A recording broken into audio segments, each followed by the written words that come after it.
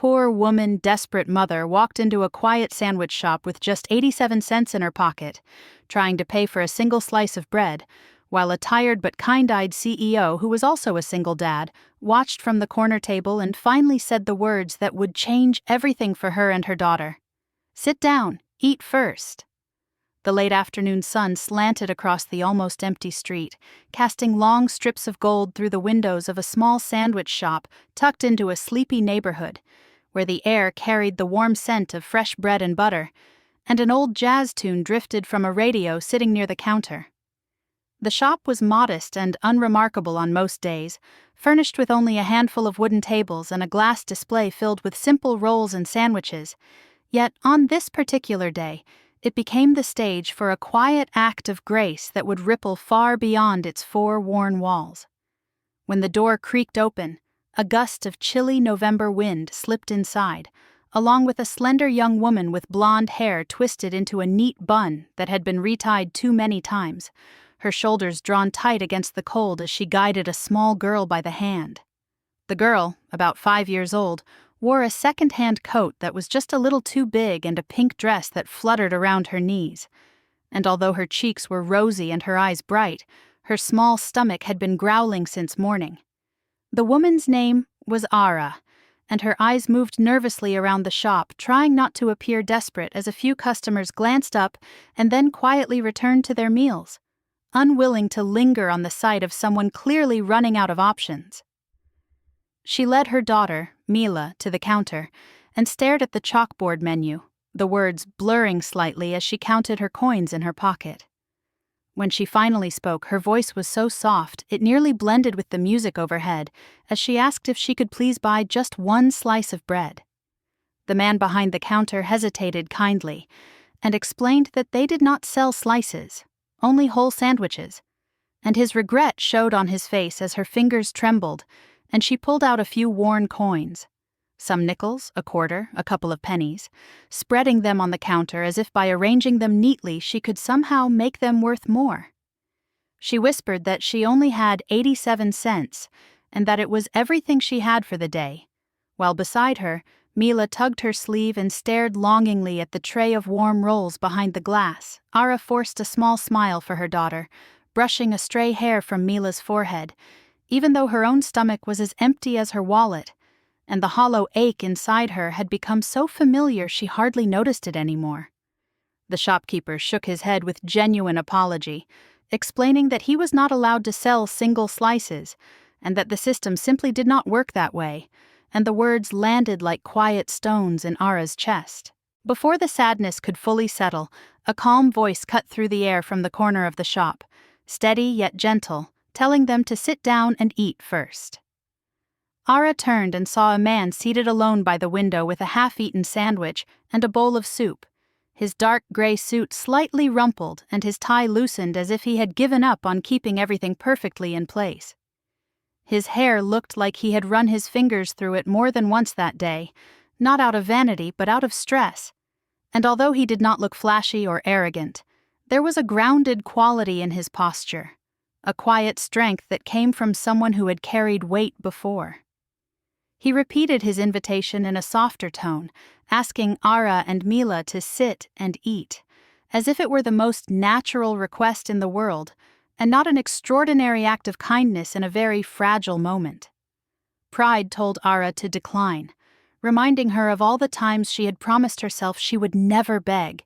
never lean too hard on anyone, never appear helpless.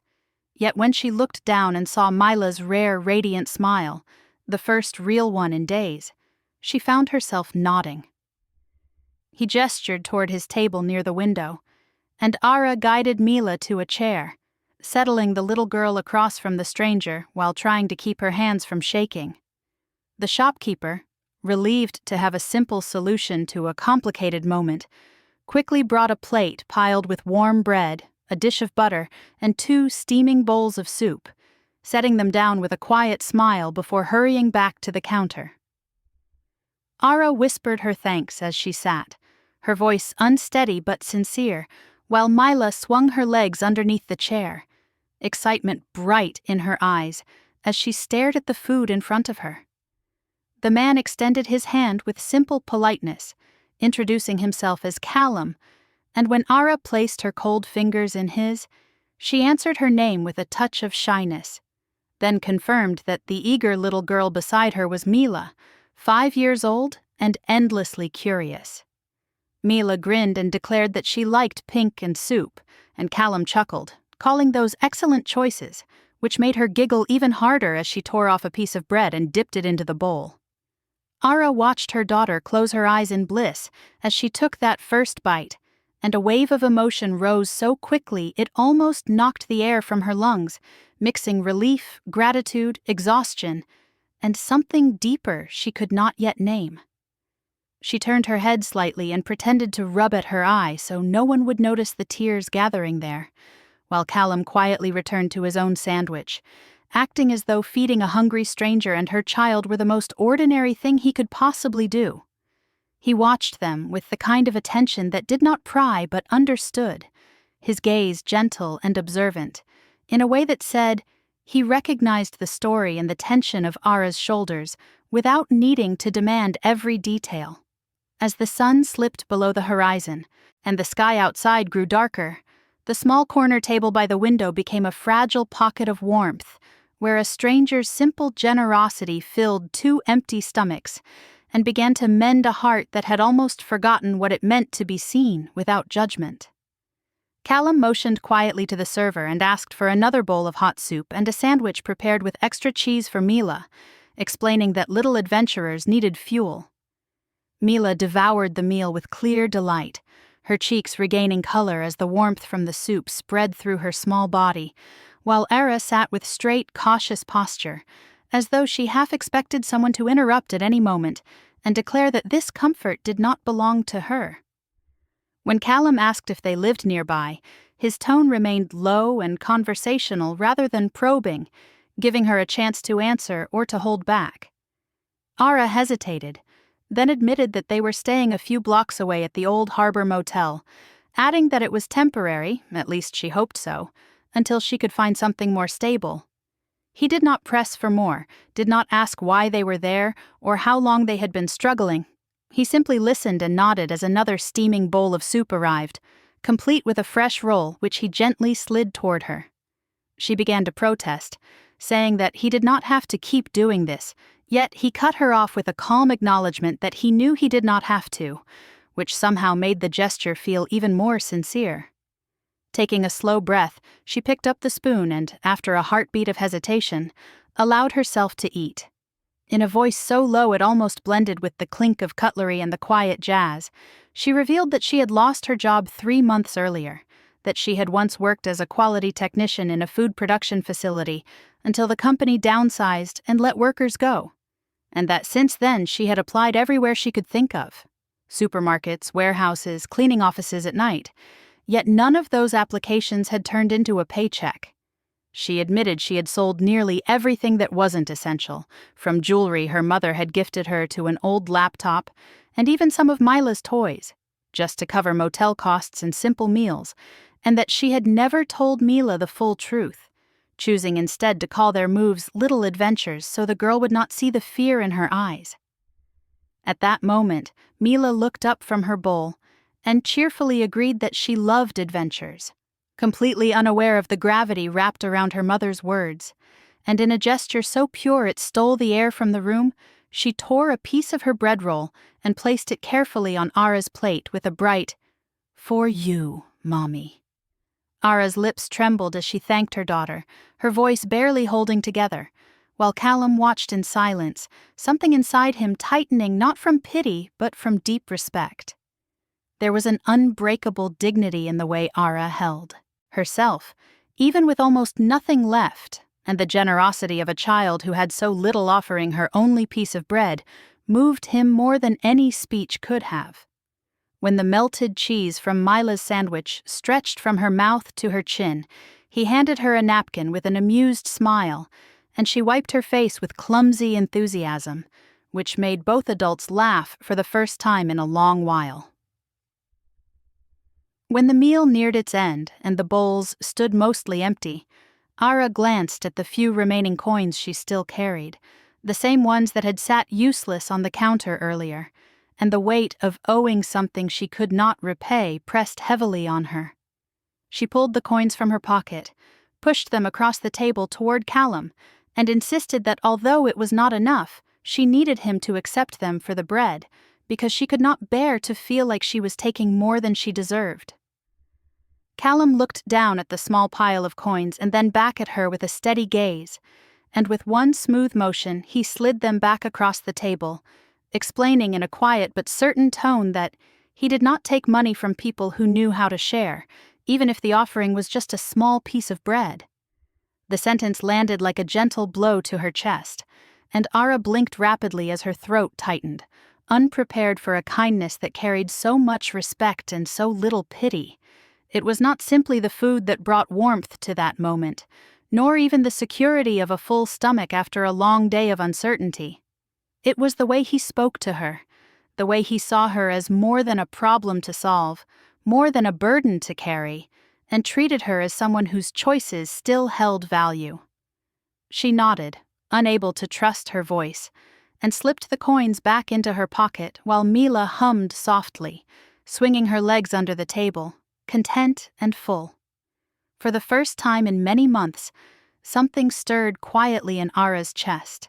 not a loud, confident hope, but the faint sense of being human again rather than invisible.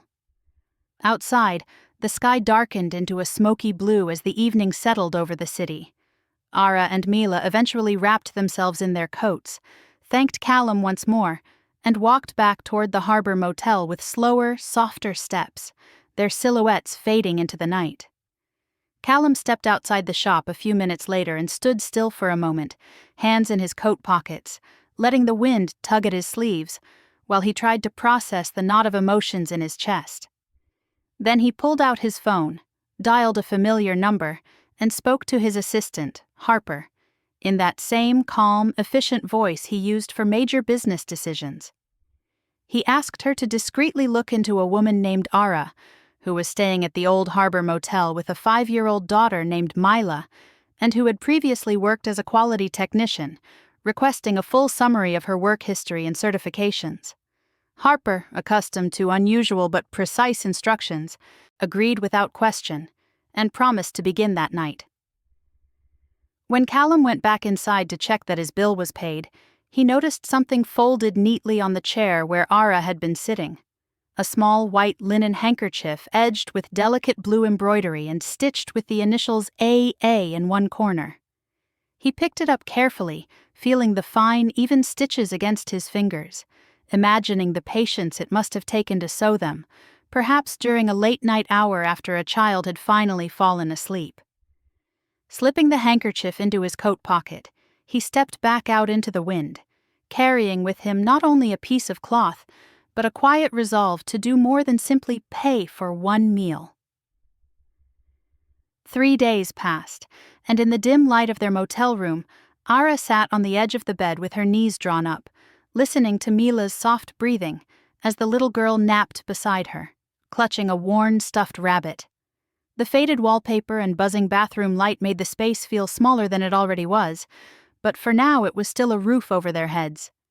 When her old phone buzzed on the cracked nightstand, Ara assumed it was another automated rejection or some spam message, yet when she answered, a friendly voice asked for Ms. Anderson and explained that she was calling from Eden Fields Organics, a company where Ara had submitted an application weeks earlier. The caller said that they would love to bring her in for an interview for a position in their quality assurance department, mentioning that her experience seemed to match their needs, and asked whether she could come in on Thursday morning. Ara sat in stunned silence for a heartbeat, her heart suddenly pounding, because Eden Fields had been one of the first companies she had reached out to, and their silence had made her assume her resume had disappeared into a digital void. She confirmed quickly that she could be there, her breath coming short as she repeated her thanks, and after the call ended, she stared at the screen in disbelief, while Mila rolled closer in her sleep and draped a small hand over her arm. Thursday arrived gray and damp, yet Ara stood outside the Eden Fields headquarters in her carefully washed gray slacks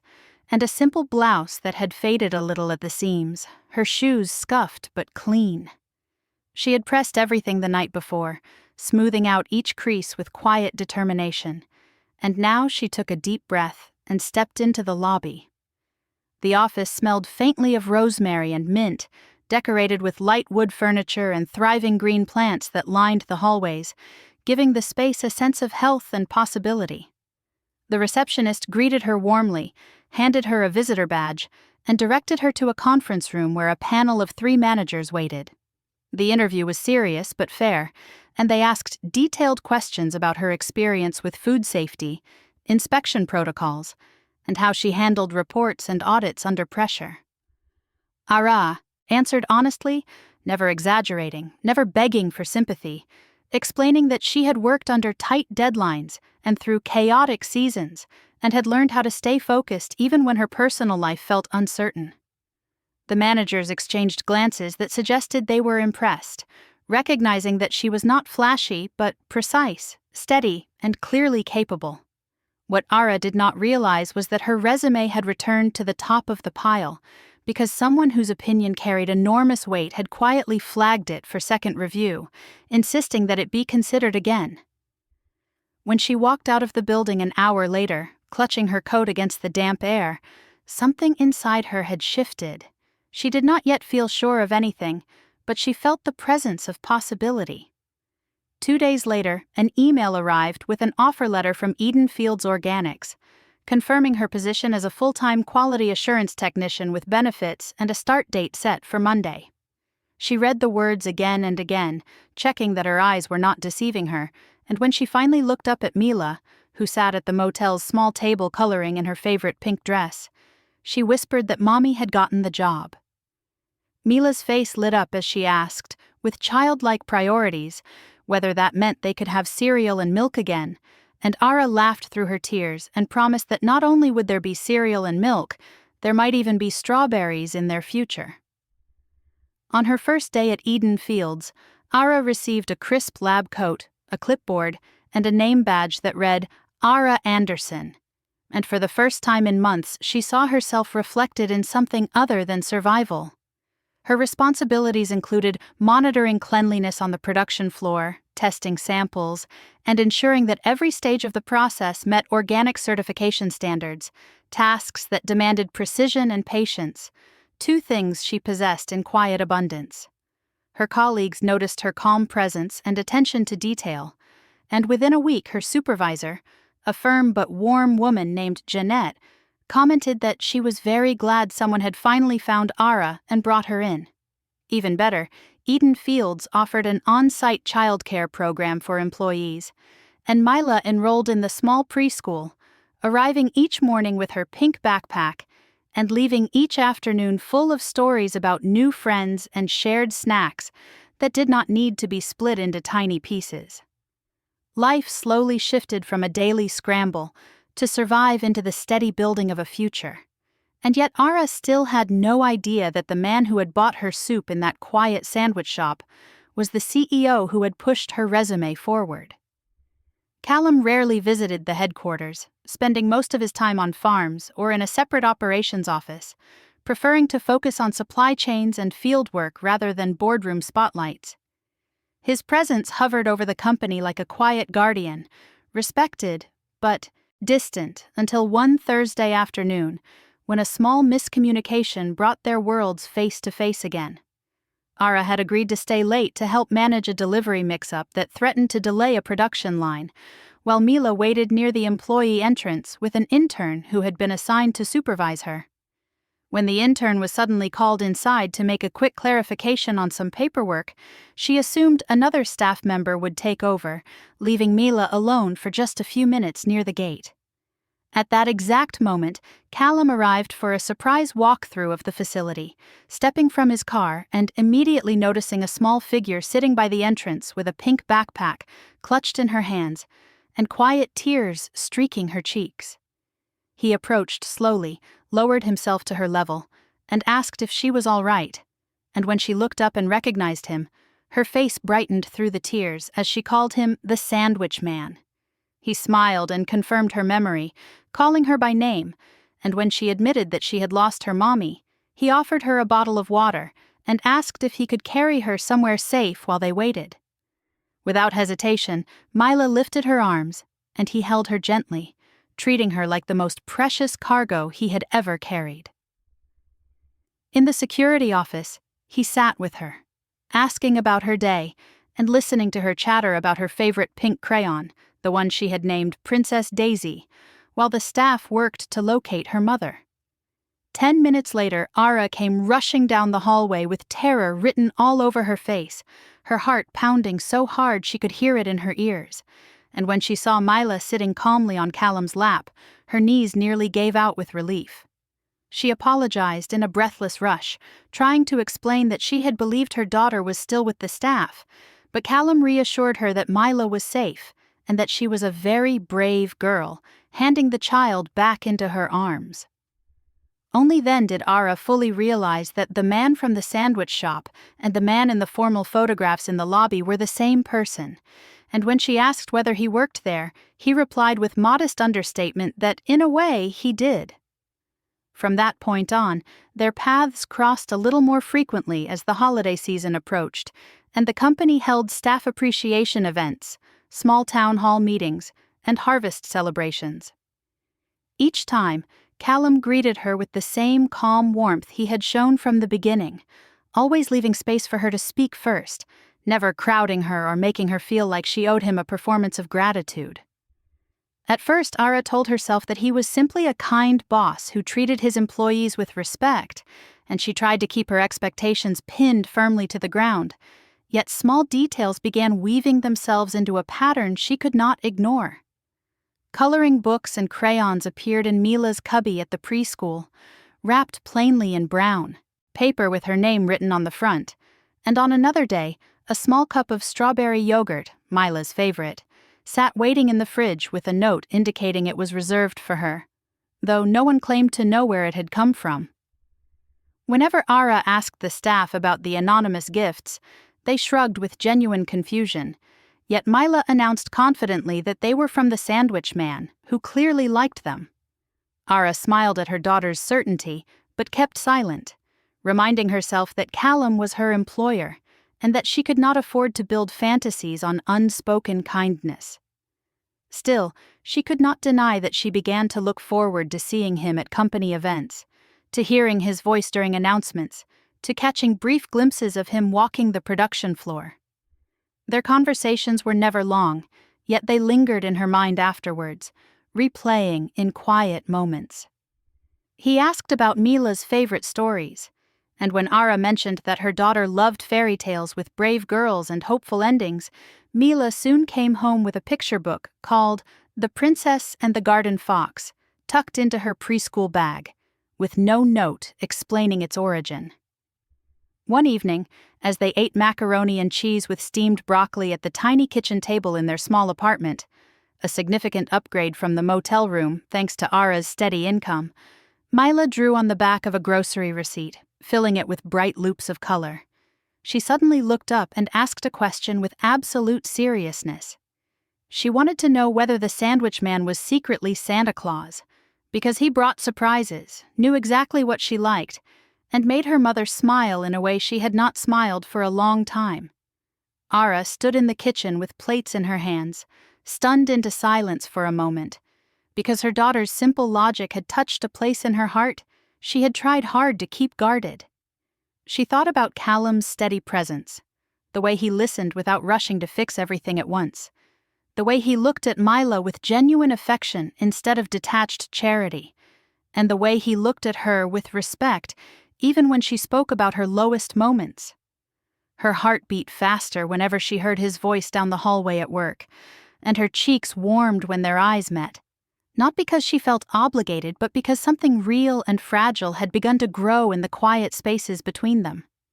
The realization that her feelings were shifting terrified her, because she had survived too much to let herself be careless with her heart. A few days later, a minor conversation she was never meant to overhear cracked something open. She was walking past the vending machines near the break room when she heard two junior staff members chatting casually, unaware that their voices carried clearly down the hallway.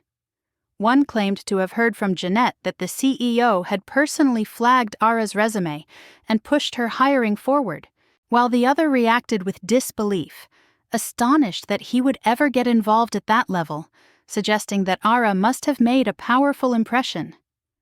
Ara stopped mid-step, her grip tightening on the stack of quality reports in her hands, and quickly walked away before they could notice her listening.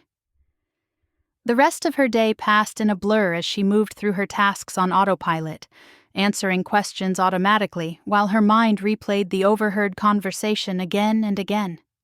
That evening, she sat staring at the dinner she had prepared, unable to eat, because the tangled emotions were too heavy. On one hand, she was grateful beyond words, knowing that the job had saved her and Mila from the edge. On the other hand, a slow burn of injured pride spread through her chest, because she had believed that this one achievement might have been fully hers. The idea that someone had been quietly holding the ladder while she climbed did not erase her effort, yet it shook the fragile illusion of complete independence she had used as armor. She watched Mila on the floor with her stuffed rabbit, playing with uncomplicated joy, and decided that she could not let resentment grow in secret shadows. The next morning, driven by a mix of courage and fear, she found herself standing outside Callum's private office. The receptionist gave her a quick, curious glance but said nothing as Ara knocked once and entered when she heard his invitation. Callum looked up from his desk in surprise, yet his expression remained open and welcoming as he said her name. She asked directly whether he had been the one who secured her the job, and when he set down his pen, he answered with a simple, unflinching yes, offering no excuses or evasions. Her voice stayed steady but tight as she asked him why, and he walked to the window before turning back, explaining that when he was 10 years old, he and his mother had spent nearly a year homeless after she left an abusive relationship, and that she had worked herself to exhaustion sewing clothes and taking whatever jobs she could find, sometimes going without food so he would not have to. He told her that one day, a stranger gave his mother a job without interrogating her past or demanding she prove her worth in humiliating ways, and that opportunity had changed everything for them, giving her back her dignity and the ability to breathe again. He confessed that he had never forgotten that stranger, and that when he saw Ara and Mila in that small shop, he saw something that reminded him enough of his past that he could not look away. He admitted that he had made sure her resume landed where it needed to be, and that he had simply nudged the process to give her a fair chance. Ara listened, her arms wrapped around herself as if she were holding something fragile inside, and whispered that she had wanted to earn this job, to believe that she could stand on her own feet. Callum's voice softened as he told her that she had earned it, that he had only moved a piece of paper, while she had done everything that mattered by showing up, convincing the interview team, and doing the work every day. She confessed that she did not want to feel like a project, a charity case, or a symbol for anyone's private sense of goodness, and he looked her in the eye and promised that she was no one's project in his mind. Silence stretched between them, heavy yet not hostile, until her eyes filled with tears, not of anger, but from the overwhelming experience of being seen fully, including the parts she tried to hide, and still being met with respect instead of condescension. She covered her mouth with her hand as the quiet tears slipped out, and although Callum stepped closer, he did not touch her, choosing instead to offer his calm presence the way he had done in the sandwich shop, giving her space to feel what she needed to feel. In that moment, she realized that he had never tried to cast himself as her rescuer, only as someone who refused to let her remain invisible. Life moved forward, as it always does, but that conversation shifted the ground beneath them. On a gentle Wednesday afternoon, Mila sat at a tiny table in her preschool classroom with a pink crayon in one hand and her stuffed rabbit in the other, while her teacher, Miss Riley, knelt beside her. Mila whispered shyly that she wanted help writing a letter, and when Miss Riley asked who it was for, the little girl thought for a moment before smiling and answering that it was for the sandwich man. Together they crafted the letter, with Miss Riley writing neatly on lined paper, as Mila dictated every word, finishing with a large hand-drawn heart at the bottom. That afternoon, when Ara arrived to pick her daughter up, Miss Riley handed her the folded paper and suggested that she might want to read it before Mila tried to send it anywhere. As they walked down the hallway, Mila skipping ahead, Ara unfolded the note and read the simple, devastating message. Mila thanked the sandwich man for helping them have good food, said that he made her mommy smile again, and added that she wished he could be her daddy, signing it with love. Ara stopped in the hallway, the noise of the preschool fading for a moment, as she pressed the letter to her chest, her heart thudding loudly in her ears. The words belonged entirely to her daughter, yet they echoed something inside her that she had kept locked away, something she was not sure she had the courage to admit even to herself. That night, after Mila had fallen asleep curled in her favorite pink blanket, Ara sat at their small kitchen table and stared at the letter for a long time, tracing the wobbly letters of her child's careful handwriting. The next morning, she took the letter to work and waited until she knew Callum was likely at his desk before knocking and stepping into his office. She did not begin with a speech or an explanation. Instead, she quietly crossed the room, placed the folded letter on the edge of his desk and stepped back, her hands clasped in front of her while her face remained unreadable. Callum studied her for a brief moment, then unfolded the paper and read every line slowly, his expression softening with each word. When he finished, he looked up, and his voice was almost a whisper as he said that if she allowed it, he would be honored to be that figure in Mila's life. Ara did not cry this time. She simply nodded as something old and cautious inside her finally loosened its grip and allowed hope to stand without apology. Seasons began to turn in quiet succession. Spring into summer, summer into fall, as the three of them grew into a family, not through dramatic declarations but through countless small moments that stitched their lives together with invisible thread. They moved into a modest cottage on the edge of town, with a backyard large enough for a vegetable patch and a wooden swing that Callum hung from an old oak tree, and on weekends they worked side by side with Mila in her ever-present pink dresses, Ara in gardening gloves, and Callum with his sleeves rolled up, laughing as the dirt clung to his hands. Evenings became sacred time, with simple meals around the same table, shared stories, and the kind of soft laughter that comes when people finally feel safe together. Ara blossomed in her position at Eden Fields, no longer the uncertain new hire, but a confident team leader known for her focus and calm under pressure, and where hesitation once lived, there was now a quiet assurance that she had earned her place. Mila thrived in school and at the company preschool, telling anyone who would listen that her daddy made food that helped people stay healthy and that her mommy made sure everything was safe. Life still contained its challenges, unexpected bills, long days, moments of exhaustion, but none of it felt unbearable, because for the first time, none of it had to be faced alone. When Eden Fields celebrated its 5th anniversary, the warehouse was transformed into a glowing event space filled with string lights, harvest-themed centerpieces, and music weaving through the hum of conversation, and employees from every part of the company gathered to mark how far they had come. Near the end of the evening, the lights dimmed, and Callum stepped onto the small stage, dressed simply in a soft gray sweater and dark jeans, choosing comfort and sincerity over formality. He told the crowd that he wanted to share a story from before the building existed, before there were trucks or warehouses, about a woman who had walked into a sandwich shop with her daughter and asked quietly for a single slice of bread because it was all she could afford. As Ara stood among her colleagues, her breath tightened as she realized he was telling their story, though he never spoke her name and never pointed to her. He described the courage and grace he had seen in that woman, the way she did not ask for pity, and the way her little girl offered to share her bread, and he said that in that moment, he had not seen poverty as much as he had seen love teaching itself in quiet, powerful ways. The room fell silent as he spoke, and when the spotlight swept across the audience and came to rest on Ara, her cheeks burned while people around her began to stand, applauding not in sympathy, but in genuine respect for the strength she had carried through every storm. In the front row, a small, clear voice cut through the noise as Mila stood on her chair in another pink dress, waving her arms and calling out, "Daddy!" toward the stage with unfiltered pride.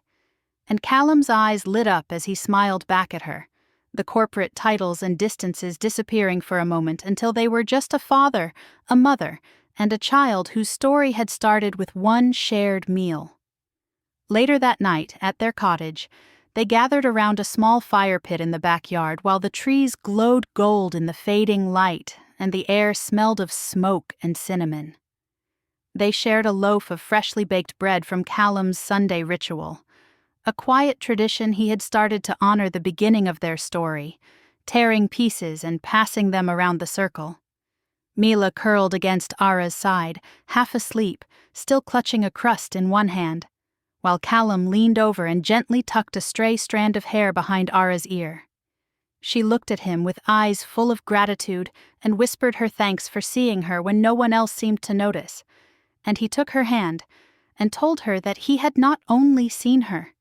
he had been waiting for her without even knowing it. The fire crackled softly, the stars began to appear overhead,